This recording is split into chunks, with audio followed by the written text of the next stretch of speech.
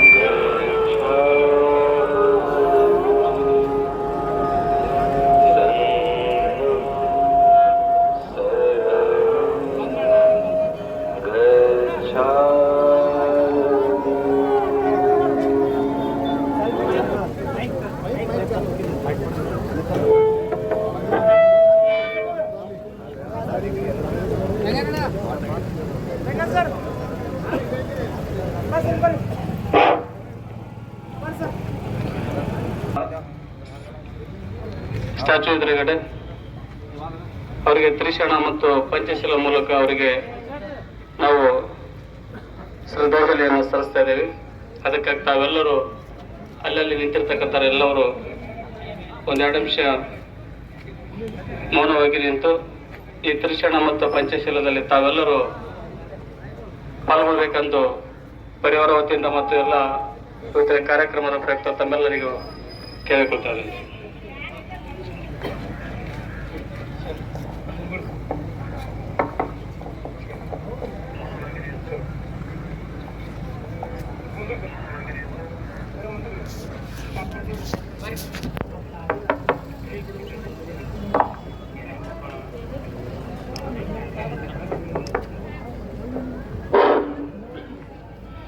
ಎಲ್ಲರೂ ಶ್ರದ್ಧೆ ಎಂದರೆ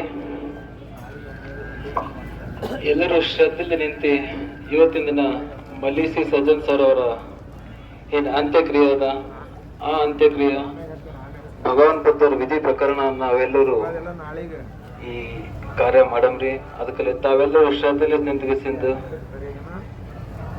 ಅವ್ರ ಜೀವನದಾಗ ಈಗೆಲ್ಲ ಏನೆಲ್ಲ ದುಃಖ ಭಯ ರೋಗಲಿಸ್ ಬಳಗ್ಯಾರ ಇವತ್ತಿನ ದಿನ ನಮ್ಮೆಲ್ಲರ ಒಂದು ನೈತಿಕ ಹಾಗೂ ಮಾನಸಿಕ ಬಲ ಅವ್ರ ಮನಸ್ಸಿನ ಜೊತೆ ಇದ್ದು ಆ ದುಃಖ ಭಯ ರೋಗ ಲೇಸ್ ಮುಕ್ತಿ ಹೊಂದಿ ಒಂದು ಉನ್ನತವಾದ ಸ್ಥಿತಿ ಸಿಗ್ಲಿ ಅಂತ ಎಲ್ಲರೂ ಶ್ರದ್ಧೆಲೇಸ್ ಬಯಸ್ರಿ. ಮತ್ತ ಅವ್ರಿಗೆ ಕಳ್ಕೊಂಡಿ ಅವ್ರ ಕುಟುಂಬ ಅವ್ರ ಬಂಧು ಬಳಗ ಅವ್ರ ಹಿತೆ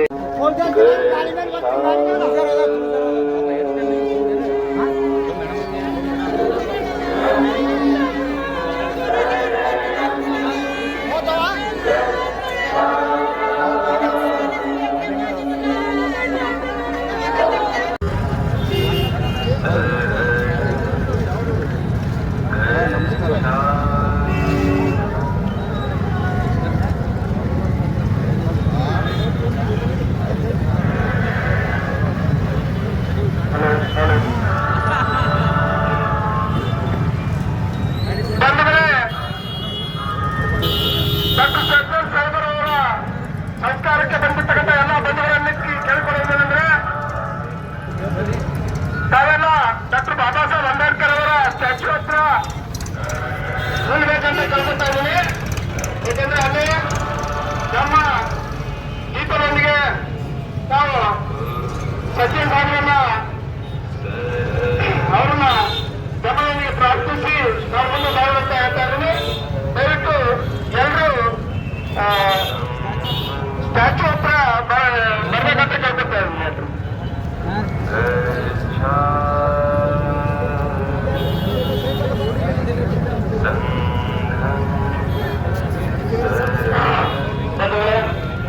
ಡಾಕ್ಟರ್ ಬಿ ಆರ್ ಅಂಬೇಡ್ಕರ್ ಭಾವಚಿತ್ರದಲ್ಲಿ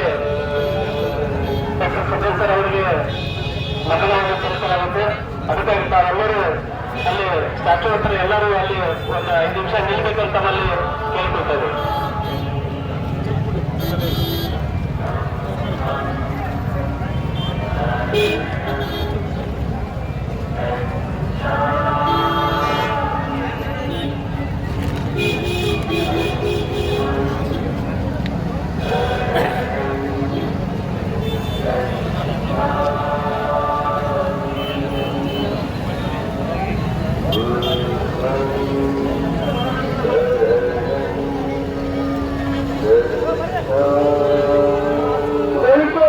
ಎರಡು ಹಾಗೆ ಮುಂದೆ ಸಾಕಬೇಕು.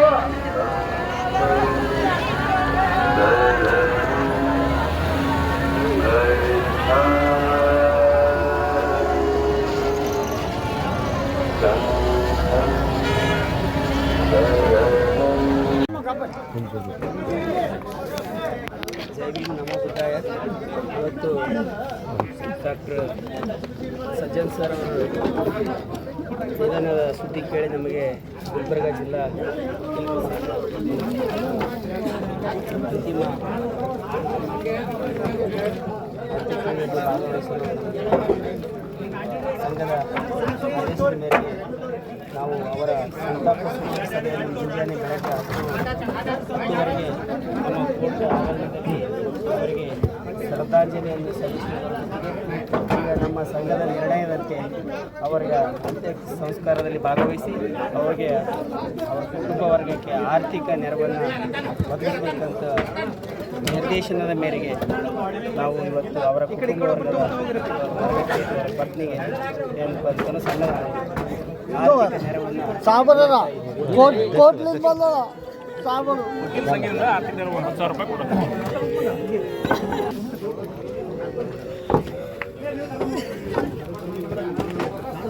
ಆ ದುಃಖವನ್ನು ಸಹಿಸುವ ಶಕ್ತಿ ಆ ಭಗವಂತ ಆ ಕುಟುಂಬ ವರ್ಗಕ್ಕೆ ನೀಡಿ ಅಂತ ಹೇಳ್ತಾ ಜೈ ಭೀಮ್ ವಂದನೆಗಳು.